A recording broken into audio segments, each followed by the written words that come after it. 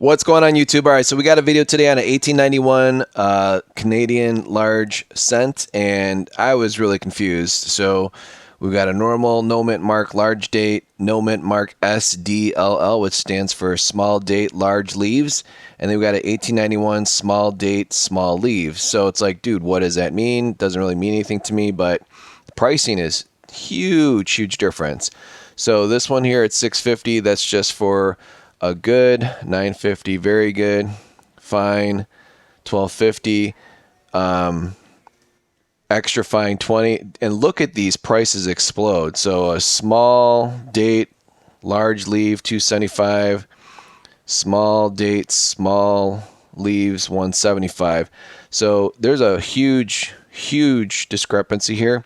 I couldn't really find anything on YouTube, so I hope you guys appreciate it. I actually do have these three examples. I've got the regular large date, small date, large leaf, small date, small leaf. So let's take a look in the light booth so you can learn and not give away hundreds of dollars of coins or find these in collections. Stand by. All right, so now we're in my light booth, and just to be very clear and concise, so I did a recent unboxing video yesterday, and I'm now processing the coins to sell these on eBay. So anyways, I came across these three 1891s. I'm not going to wear gloves because these are all fairly worn. None of them are in circulator proofs, but I just wanted to show you guys what I learned, and it's huge difference. And these are for sale if you want to purchase them. I got a really good deal on them. So I'm going to just basically show you the differences, but I was actually amazed to actually find that this kind of slipped past the prior seller that sold them to me.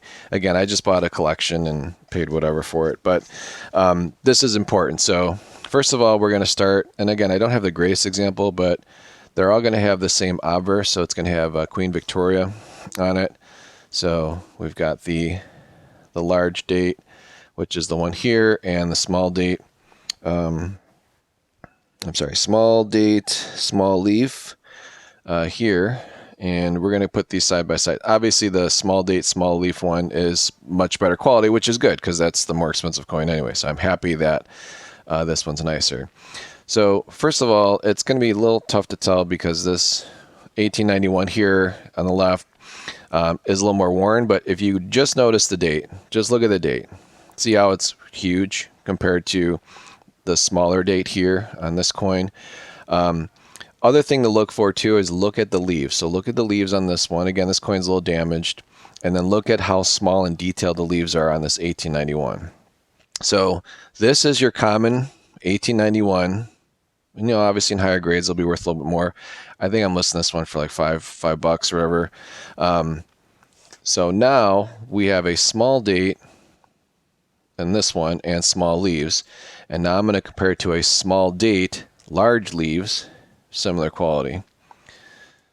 So here it is. So again, the dates are pretty are identical, but just look at the leaves, and this is where I was like completely thrown off. I'm like, what's a large leaf, what's a small leaf? Well, look how large the leaves are on this one, and look how detailed and smaller leaves are on this one. So anyways, this particular coin, if I would not have noticed this variation, I probably would have listed it like 20, 25 bucks, maybe 30 bucks. But because it's a very rare small date, small leaves, and this type of quality, this is like a $175 coin. I'm listing it for 150. It blows away the most recent sale on eBay that was 158. And then I think I listed this one for like 125 bucks. Again, this is another very rare variation. Again, a small date and this quality. And again, here's the verses of these two side by side, so you get an idea of why I put extra fine plus for the qualities. I mean, you can just make out everything. It doesn't have that about uncirculated luster, but I think this small date, small leaf one is even a little bit nicer in quality. And it's weird too, like she looks like got a little bump on her cheek, but maybe that's just the type of variation. So anyways, if you come across these, again, they're big, so they're very large cents, similar to US large cents, but not as chunky, I guess not as thick. And if you come across and you're looking through a world collection of Canadian coins and you come across some 1891s, just open this video up and take a look, and you might have found yourself, $100 plus coin. They're very, very hard to find out in the wild. They are very, very popular in Canada because obviously there's more Canadian collectors.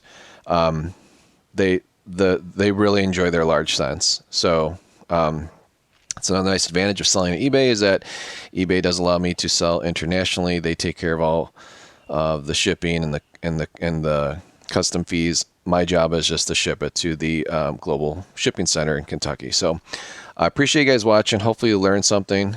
And again,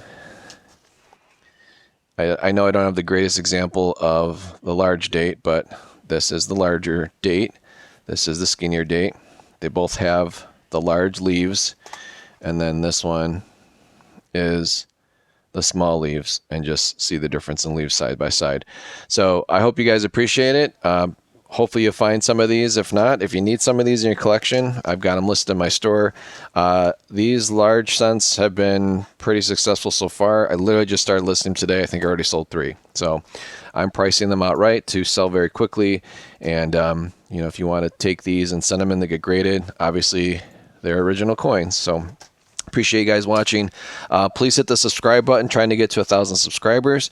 And you guys have a good one. I'll catch you on the next one. Bye-bye.